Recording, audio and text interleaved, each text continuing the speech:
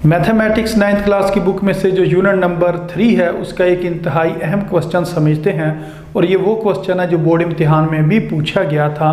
तो ये कुछ इस तरीके से लिखा गया कि राइट इनटू सम और डिफरेंस, कि आपने इस क्वेश्चन को सम या डिफरेंस के अंदर चेंज करना है। और आपके पास क्वेश्चन जो है वो इस तरीके से गिवन है कि लॉग, आगे लिखा हुआ है क्यूब रूट 7 डिवाइडेड बाय 15। तो इसको आपने सम या डिफरेंस की फॉर्म के अंदर तब्दील करना है। तो इसको एक दफ़ा आप दोबारा लिखें कि लॉग, और उसके बाद क्या लिखा हुआ है क्यूब रूट। और क्यूब रूट किस तरह लिखते हैं, इस तरह जिस तरह स्क्वायर रूट लिखा जाता है, इस तरह लिखकर इस जगह पर छोटा सा आपने 3 लिख देना होता है। इसको क्या कहते हैं, क्यूब रूट। और उसके अंदर क्या लिखा हुआ है 7 डिवाइडेड बाय 15 लिखा हुआ है। अब सबसे पहले ये जो क्यूब रूट है इसको आप दूसरी फॉर्म में कन्वर्ट करें जो ब्रैकेट वाली फॉर्म होती है। तो यूँ ब्रैकेट बनाकर इसकी पावर लिखी जाती है 1 डिवाइडेड बाय 3 लिखा जाता है इसको, क्यूब रूट को।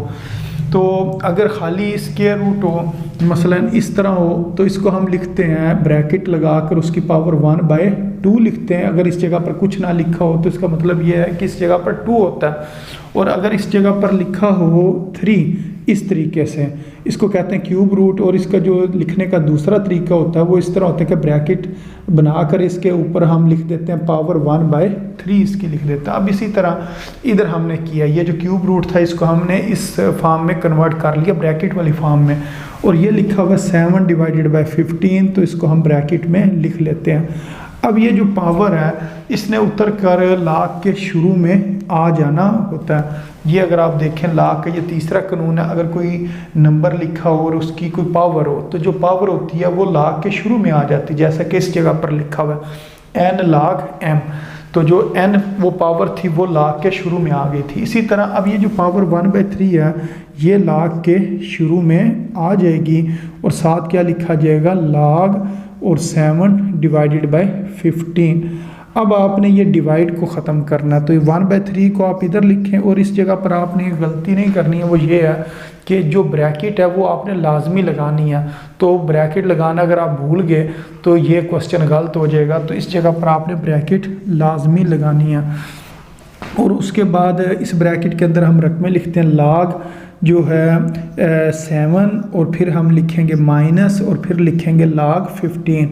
तो इसको हमने किस तरह लिखा, अगर 2 रकमें हैं और वो डिवाइड हो रही हों और यहाँ बीच में ये डिवाइडेड बाय का साइन लगा हो, यानी कि ये जो बटा है ये अगर लगा हो, तो फिर आप इसको यूँ लिखते हैं माइनस के अंदर, जैसा कि ये है log का दूसरा कानून, log m divided by n लिखा हो तो इसको लिखते हैं log m, फिर डिवाइड की जगह माइनस लिख देते हैं और फिर log n यानी कि जो नीचे रकम लिखी होती है उसको लिखते हैं। तो इसी तरह log 7 माइनस log 15 इसको हम लिखेंगे। अब अगर इस जगह पर हमने ब्रैकेट ना लगाई होती तो आपने 1/3 को सिर्फ इसके साथ मल्टीप्लाई कर रहा होना था, जबकि 1/3 दोनों रकमों के साथ मल्टीप्लाई हो रहा है। तो इस वजह से ये ब्रैकेट लगानी ज़रूरी है। अगर आप ब्रैकेट नहीं लगाएंगे तो यहाँ से नंबर आपका जो है वो काटा भी जा सकता है। इस वजह से ये ब्रैकेट वाली इस क्वेश्चन के अंदर गलती हो सकती है। तो आपने ये वाली जो गलती है ब्रैकेट वाली ये नहीं करनी है, यानी कि ब्रैकेट आपने लाजमी लगानी है। तो इस तरह ये जो क्वेश्चन है ये किसके अंदर चेंज हो गया, माइनस के अंदर। तो जो माइनस होता है उसको हम क्या कहते हैं, डिफरेंस कहते हैं। तो उन्होंने यही कहा था कि आपने क्वेश्चन को सम या डिफरेंस की फॉर्म के अंदर तब्दील करना। तो ये इसको हमने डिफरेंस की फॉर्म में तब्दील कर लिया। तो उम्मीद है आपको इस क्वेश्चन की भी समझ आ गई होगी।